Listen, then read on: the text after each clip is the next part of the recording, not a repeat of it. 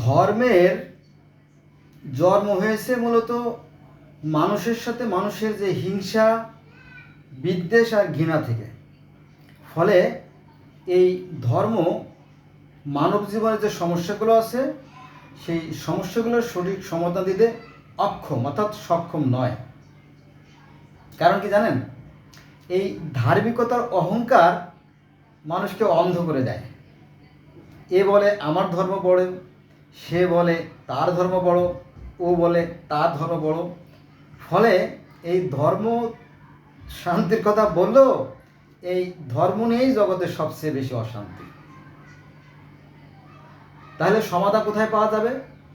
সমাধান পেতে হলে আপনার বিবেককে কাজে লাগাতে হবে যে এই ধর্মগুলো আসলে কি বলে।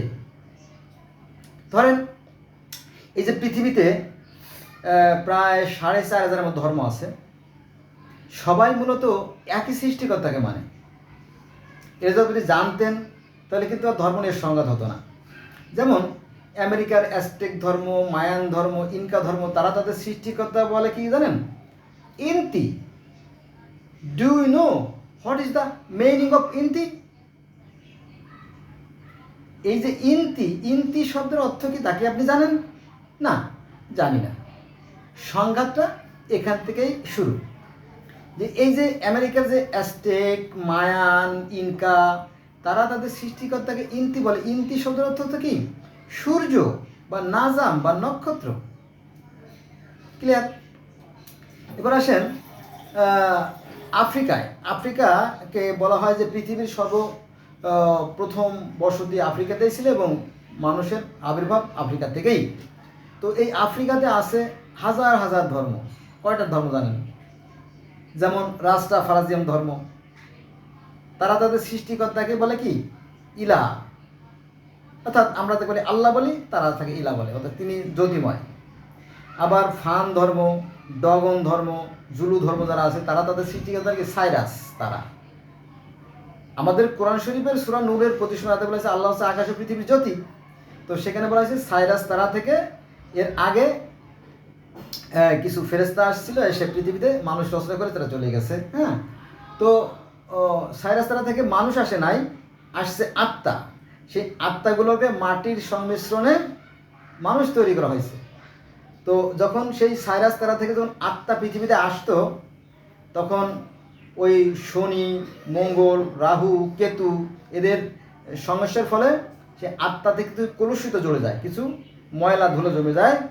যদি কোনো মানুষ পৃথিবীতে থেকে যদি সৎ কাজ করে তার আত্মাকে নির্মল করতে পারে, যদি তার আত্মাকে বিশুদ্ধ করতে পারে, যদি তার আত্মাকে পবিত্র করতে পারে, তাহলে সে আবার সেই আত্মার জগতে অর্থাৎ সেই সাইরাস দ্বারা সেখানে ঊর্ধ্ব জগতে, সেই স্বর্গ জগতে চলে যাবে। ক্লিয়ার? এবার আসেন, প্রথমে বললাম আমেরিকার কথা, তারপর বললাম আফ্রিকার কথা। এবার আসেন রাশিয়া বলতে আপনার Switzerland, Ireland, Greenland, Norway, Italy, Russia, Ukraine, এই সমস্ত অঞ্চল, মানে এটা বিশাল ব্যাপার, কিন্তু পৃথিবীর প্রায় অর্ধেক, তাই না? তো এই সমস্ত অঞ্চলেও কিন্তু ধর্ম আছে। সেটা কি ধর্ম জানেন? কেল্টিক ধর্ম। তারপরে আছে সামান ধর্ম। সামানটাও সেই ঊর্ধ্ব জগতের সত্তা, যে আমাদের এই মহাশূন্যে একটা শক্তি আছে, কেন্দ্রীয় শক্তি, যিনি এই বিশ্ব ব্রহ্মাণ্ডকে পরিচালনা করেন। সুন্দর না? Equal but difference in our mind, isn't it? Yes I am. দেখবেন যে এতে সবাই একই কথা বলে। আমরা বলি না যে আল্লাহ সপ্তম আকাশে থাকেন, মাঝে মাঝে প্রথম আকাশ, দ্বিতীয় আকাশ, তৃতীয় আকাশ, চতুর্থ আকাশ, পঞ্চম আকাশে নেমে আসেন, বলি না আমরা? বলি আর একই, কিন্তু ঊর্ধ্ব জগতের সত্তা। তাহলে এই যে German, France, Russia, Bulgaria, Thailand, Hong Kong, Thailand তো আবার ওদিকে পূর্ব অঞ্চলে, তারপরে আপনার Ireland, Greenland, Norway, Ukraine, Russia, Siberia, এই সমস্ত অঞ্চলের মানুষেরাও কিন্তু সৃষ্টিকর্তা কিন্তু মানে, কিন্তু আমাদের হুজুররা বলে কিন্তু না, ওদের কোনো ধর্ম নাই। কেমন কথা? এটা তো ধোঁকাবাজি না? ধোঁকাবাজি, মিথ্যাচার। আমি যে বিষয় জানি না, আমি সে বিষয়ে কেন মন্তব্য করব? এটা তো কোরআনের কথা, তাই না? তুমি যে বিষয়ে জানো না সে বিষয়ে তুমি কোনো কথা বলবে না। এটা কিন্তু কোরআনের নির্দেশ, কিন্তু সেই জিনিসটা আমরা ফলো করি না, আমরা মুসলমান না, মনে করি যে আমারটাই বড়। ওই যে আগেই বলছি কিন্তু যে হিংসা বিদ্বেষ ঘৃণা থেকে ধর্মগুলো জন্ম হয়েছে, অথচ আমরা কিন্তু সবাই একই স্রষ্টায় বিশ্বাস করতেছি। আচ্ছা, এবার আসলে আমরা যাই আপনার জাপানে যারা জাপানিরা বিশ্বাস করে যে তাও মানে কি, এই প্রকৃতি, এই বিশ্ব প্রকৃতি আমাদের স্রষ্টা। হ্যাঁ, ঘটনা সত্যি, এই বিশ্ব ব্রহ্মাণ্ডে যা আছে আমাদের মধ্যে তাই আছে। Japan, Laos, Cambodia, Vietnam, Thailand, Bangkok, Hong Kong, Korea, Australia সবার ধর্ম আছে কিন্তু জাপানিরা বলে এই তাও মানে কি, এই প্রকৃতির সুন্দর পথ। এই প্রকৃতি আমাদের সৃষ্টি করেন, প্রকৃতিতে যে সমস্ত উপাদান আছে তা আমাদের ভিতরে আছে, যা আছে বিশ্ব ব্রহ্মাণ্ডে তা আছে আমাদের দেহমাণ্ডে। আবার আমরা প্রকৃতির নিয়মে প্রকৃতির কোলে আবার ঢলে যাবো। হ্যাঁ, ঘটনা তো সত্যি, 100% সত্যি। সেটা পর কেমন দেখেন, আপনি কিংবা আমি অথবা পৃথিবীর এই 900 কোটি মানুষ, আমরা যখন মায়ের গর্ভ থেকে বের হওয়ার পর আমরা মায়ের স্তন পান করছি 2 বছর। তারপর যখন বড় হলাম তখন এই পৃথিবী মায়ের স্তনের যে সমস্ত ফুল, ফল, ফসল, লতা, গুল্ম, ঘাস, মাছ, শাক, মাংস যা কিছু উৎপন্ন হয় সেগুলো আমরা খাই না। এটা একটা বিশাল ব্যাপার, এটা গভীর চিন্তার দরকার, এজন্য ভালো জ্ঞান দরকার। দেখবেন এই পৃথিবীর মাটি তার বুক চিরে সমস্ত ফসল বের করে দেয়। এই তাল গাছ তো অনেক উঁচু, তাই না? এই তাল আমরা খাই। তারপরে আপনার শিমুল গাছ, তুলা গাছ অনেক বড় হয়, তুলা গাছের ফল আমরা খাই না, কিন্তু ওই তুলা দিয়ে আমরা বালিশ তৈরি করি, তাই না? আম, জাম, কাঁঠাল, লিচু, পেঁপে, পেয়ারা, আঙ্গুর, বেদানা, নাশপাতি, তাই না? ধান, চাল, গম, সুজি, আটা, ময়দা, যাই বলেন, সরিষা, হ্যাঁ, ত্রাই, তিল, গুজি, তাই না? ভুট্টা, তারপরে আপনার ওই কালিজিরা, যাই ফলে প্রকৃতিতে যা ফলে এ কিন্তু অনর্থক না, সব কিন্তু ঔষধি। এগুলো কি করে? এগুলো আমাদের দেহের ক্ষয়রোধ করে, পুষ্টি সাধন করে এবং বেড়ে উঠতে সাহায্য করে, তাই না? তাহলে এই পৃথিবীটা হচ্ছে আমাদের মায়ের মতো, উপর থেকে পিতা আর নিচ থেকে মাতা আমাদেরকে সুরক্ষা দিচ্ছে। আবার আমরা যখন বাতিল হয়ে যাব, যখন অচল হয়ে যাব, তখন আবার কি অচল মাল তো, তাই না? ভাঙ্গা হাড়ির দোকান আমরা দিয়ে দিই না, মনে করেন এই জিনিসটা নষ্ট হয়ে গেছে, ফেলে দিই ঘরে আবর্জনা অথবা, তাই না? তো আমরা আমাদের যে জীবনের খেলা যখন শেষ হয়ে যায় তখন কি সব শেষ। মনে করেন যে আমরা সকালবেলা মাঠে গেলাম, সারাদিন খেললাম, যখন সন্ধ্যা হয়েছে তখন ঘরে ফিরে আসি না? গরু, ছাগল, হাঁস, মুরগি সব ঘরে ফেরে।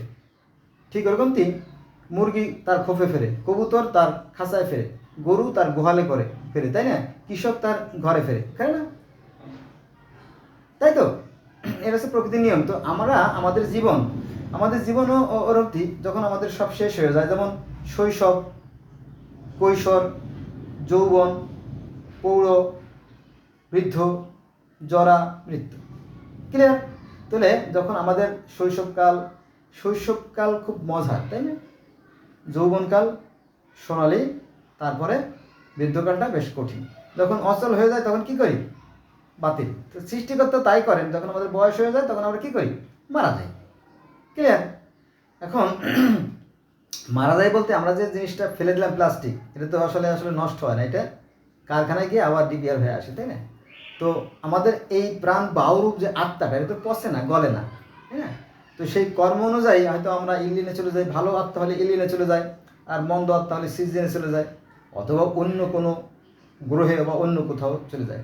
বিজ্ঞানীরা বলতেছে এই মিল্কি ওয়ে গ্যালাক্সিতে প্রায় 20 লক্ষের মতো পৃথিবী আছে। তাহলে তার যেই কর্ম অনুযায়ী, তার পদ পদবী অনুযায়ী তাকে সেই জায়গা হয়তো সৃষ্টিকর্তা দিয়ে দেন, যেটা আমাদের পক্ষে বোঝা ওঠা সম্ভব না। তবে এটা আমরা কীভাবে জানবো? আমাদের বিবেকের চোখ দিয়ে, জ্ঞানের চোখ দিয়ে এটা উপলব্ধি করা যায় যে ভালো কাজের ফল কখনোই খারাপ হতে পারে না, আর খারাপ কাজের ফল কখনোই ভালো হতে পারে না। জানেন তো, হইলেও সাময়িক। চুরি করে শিখে যাচ্ছে না, অন্যায় করেও শিখে যাচ্ছে না, এটা আরেকটা অন্যায়, 2টা অন্যায় করলো। তখন পুলিশে নিয়ে যখন কাঁঠাল গাছের সাথে বাঁধে যখন শুরু বোঝে নাই, থাম ধামাধাম ধাম, তখন বলে আব্বা, পুলিশে কয় আব্বা, অথচ তার আব্বা না। আব্বা আমি সব কথা কইতেছি, আমি চুরি করি, ছোটোবেলাতে চুরি করি, তো এখন চুরি করতে আমি পাকা মাস্টার হয়ে গেছি, তো আমি জীবনে কত শত চুরি করছি আমার এখন মনে নাই। টাকা কই, আমার বউর কাছে, ফোন দে। পরে ফোন দিয়েছে, হ্যালো, তোমার স্বামী যদি ফিরে যেতে চাও তাহলে ওই যে মাটির তলে লুকায় রাখছে যে 20 ভরি স্বর্ণ আর 40 লক্ষ টাকা, ওটা নিয়ে আসো, নইলে আজকে আমার গুলি করে দেবে। তখন বউ কাঁদতে কাঁদতে সেই কোদাল দিয়ে ওই যে ঘরের কোনায় প্লাস্টিক দিয়ে মোড়াইয়া হাড়ির ভিতরে মানে স্বর্ণ রাখছে, টাকা রাখছে, ওইটা নিয়ে দৌড়ায়। তখন দারোগা দেখলো যে আমি চান্সটা পাইছি। হ্যাঁ, তখন বলে, এই শোন, কে এগুলো বলবি না, বললে কিন্তু একদম শুট করে ফেলবে, একদম গোষ্ঠী শুধু নিবাদ করে দেবো। তখন এরা ওসি সাহেব দেখলো যে না, ভালোই, এদিকে নগদ 20 ভরি স্বর্ণ মানে কি প্রায় 30 লক্ষ টাকা, আর ওইদিকে নগদ আছে 20 লক্ষ টাকা বা 40 লক্ষ টাকা, তাহলে কত, প্রায় 50 লক্ষ টাকা। তো বললো আমার জীবনের কামা প্রায় শেষ হয়ে গেছে, এই এক আসামি ধরে, ভেরি গুড। তখন ওসি সাহেবই চোরে সালাম দেয় যে আসসালামু আলাইকুম, তুমি চলে যাও, হ্যাঁ, কোনো মুখ খুলবা না, বেঁচে গেল, তাই না? এভাবে এই ধোঁকাবাজির পর চলছে দুনিয়াটা। তবে এর ভিতরে কিছু মানুষ আছে, সেটা হচ্ছে কি, না অন্য প্রসঙ্গে না যাই, আমরা যে কথা বলছিলাম সে কথা যাই। তাহলে আমরা দেখলাম যে রাশিয়াও সামান শতদ ঊর্ধ্ব জগতের সত্তা, অদৃশ্য সৃষ্টিকর্তা। আবার গ্রিক, জানেন তো, গ্রিক ধর্ম, রোমান ধর্ম, যে সৃষ্টিকর্তা হচ্ছে কাওয়াস, তিনি হচ্ছে নিরাকার এবং জ্যোতিময় অশরীরী। ক্লিয়ার? তার মানে কি, আমরা সেই অদৃশ্য সেই শক্তিকেই আমরা বিভিন্ন মানুষ বিভিন্ন ডাকি, পরে আমাদের ধর্ম সৃষ্টি হয়েছে। যেটা বলছিলাম যে এই যে Laos, Cambodia, Vietnam, Thailand, Hong Kong, Korea, এখানেও ধর্ম আছে, তারা তাও ধর্মের অনুসারে তাদের সৃষ্টিকর্তা তাও, আর সিন্ত ধর্মের অনুসারে তাদের সৃষ্টিকর্তা বলে সিন, আর কনফুসিয় ধর্মের অনুসারে তাদের বলে কি টিয়ান। তাও, সিন্ত, সিন, টিয়ান, আরও আছে, সেখানে আমরা যাবো না, তাই না আজকে, যেহেতু আমার ডিটেলস জানা হয় নাই। এরপরে চলে যাবো অস্ট্রেলিয়ায় তারা তাদের বলে কি জানে, যিশু ক্রাইস্ট, তারা তাদের সৃষ্টিকর্তাকে বলে কি যিশু ক্রাইস্ট। এবার আসেন আমাদের ভারতবর্ষে, জানেন তো তাই না, যে আমাদের ভারতবর্ষে কি আছে, হিন্দু আছে, বৌদ্ধ আছে, ইহুদি আছে, খ্রিস্টান আছে, তাই না? গৌতম বুদ্ধ কিন্তু খুব জ্ঞানী মানুষ, যেহেতু সৃষ্টিকর্তাকে চর্মচক্ষু দ্বারা দেখা যায় না, এজন্য সৃষ্টিকর্তার সম্বন্ধে তিনি কোন মন্তব্য করেন, তিনিও কিন্তু সঠিক, তিনি ঠিক, মানে গৌতম বুদ্ধও কিন্তু সঠিক এবং বেশি সঠিক, কারণ তিনি কোরআনের কথাই বলছেন। গৌতম বুদ্ধ যে কথা বলছেন যে সৃষ্টিকর্তাকে দেখা সম্ভব না বা তিনি নাই বা বাজে বন্ধ, এই কথা কিন্তু কোরআনে বলে, যে কোরআনে সূরা আনামের 103 নম্বর বলেছে সৃষ্টিকর্তাকে চর্মচক্ষু দ্বারা দেখা সম্ভব না। নবী মুহাম্মদ সাল্লাল্লাহু আলাইহি ওয়াসাল্লাম কিভাবে দেখলেন, প্রশ্ন আসে না? নবী মুহাম্মদ সাল্লাল্লাহু আলাইহি ওয়াসাল্লাম দেখেন নাই, কিন্তু এটা আলেমদের বানানো মিথ্যে কথা। তো মিথ্যে কথার উপর ভিত্তি করে কি কোনো করা যায়, কোনো কিছু প্রতিষ্ঠা করা যায়? যায় না। কিন্তু এটা আলেমরা করতেছে, বলে যে আল্লাহকে দেখছে, তারপরে শরবত খাওয়াইছে, এসব সমস্ত মিথ্যে কথা।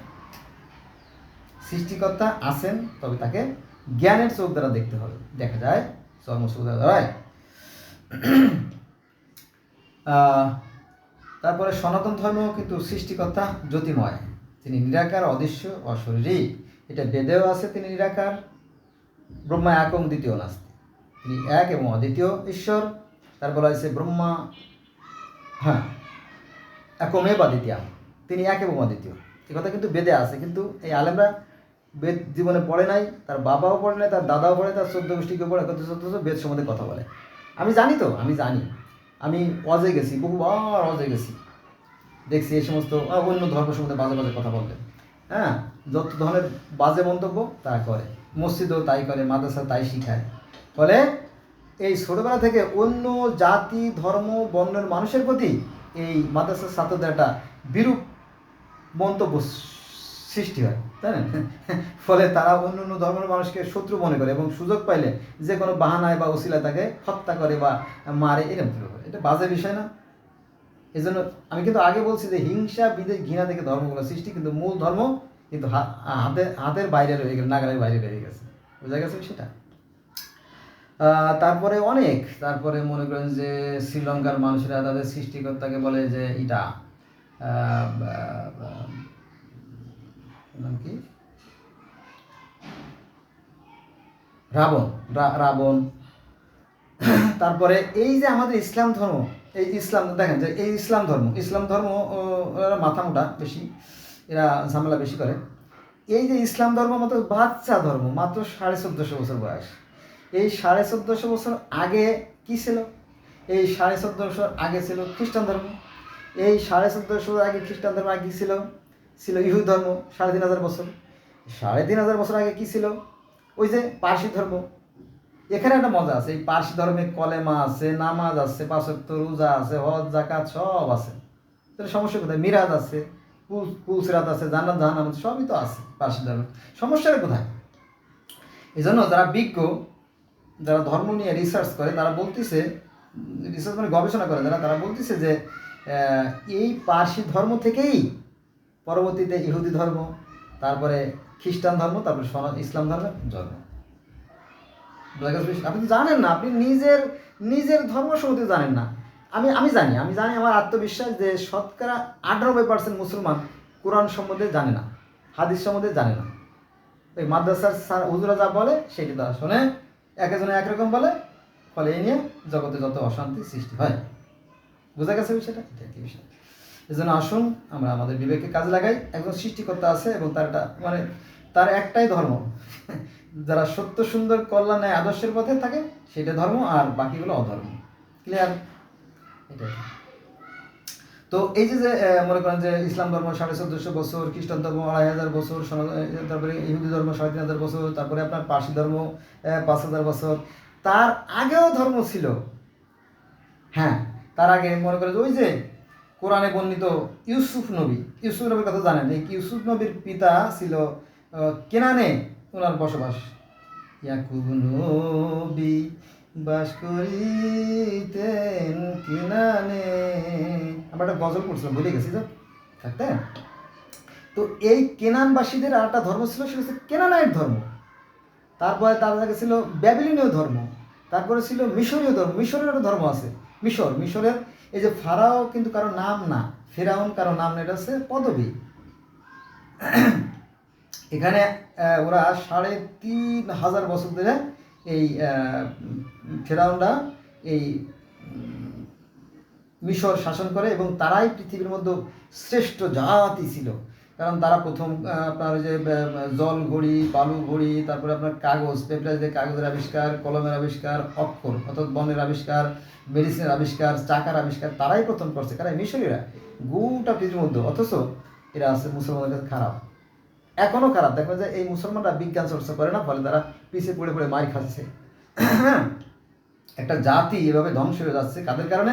এই ধর্মগুলোদের কারণে। এদের কঠিন শাস্তি হবে, এই ধর্মগুলোদের ভয়ঙ্কর রকমের শাস্তি হবে, এবং এরাই সম্ভবত জাহান্নামে আগে যাবে।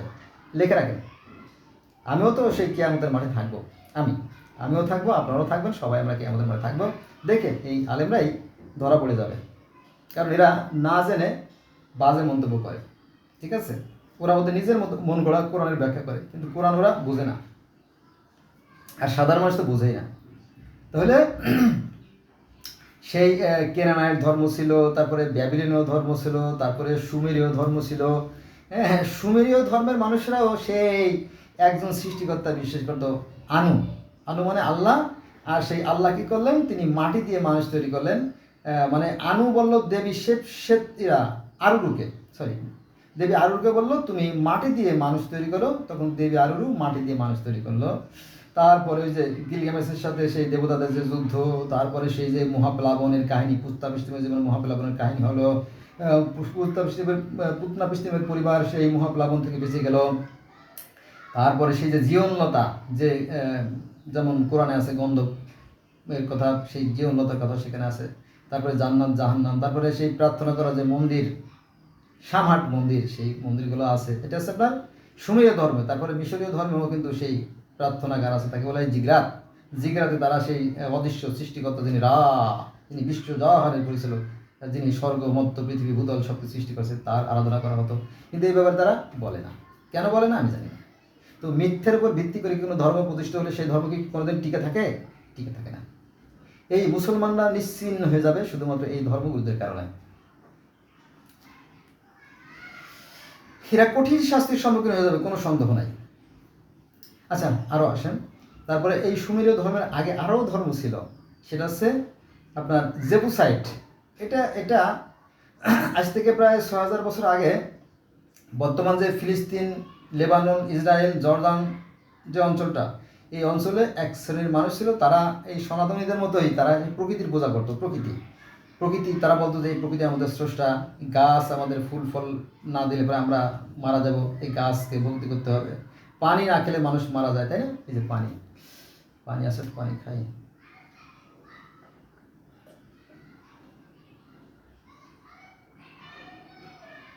মনে করেন যে এই পানি না থাকলে আমরা কত সময় বাঁচবো, বাতাস না থাকলে কত সময় বাঁচবো, গাছ যদি ফল না দেয় আমরা কত সময় বাঁচবো, তাই না? সব কিছুর ভূমিকা আছে। সূর্য না থাকলে আমরা নিশ্চিহ্ন হয়ে যাব, বাতাস না থাকলে আমরা নিশ্চিহ্ন হয়ে যাব, পানি না থাকলে আমরা নিশ্চিহ্ন না হয়ে যাব, গাছ না থাকলে আমরা নিশ্চিহ্ন হয়ে যাব। তো এগুলো কিন্তু একটা কি মহামূল্যবান রত্ন, এই সবগুলোর সম্মান করা দরকার। যেমন জাপানটা করে, জাপানিরা পানিকে পবিত্র করে, তারা নোংরা করে না, মাটিকে পবিত্র জ্ঞান করে, মাটিকে তারা দূষিত করে না, তাই না? তারা সব বাতাসকেও দূষিত করে না, ফলে তারা দেখবে যে সুস্থ সুন্দর দেহ লাভ করে। মরতে তো সবার হবেই,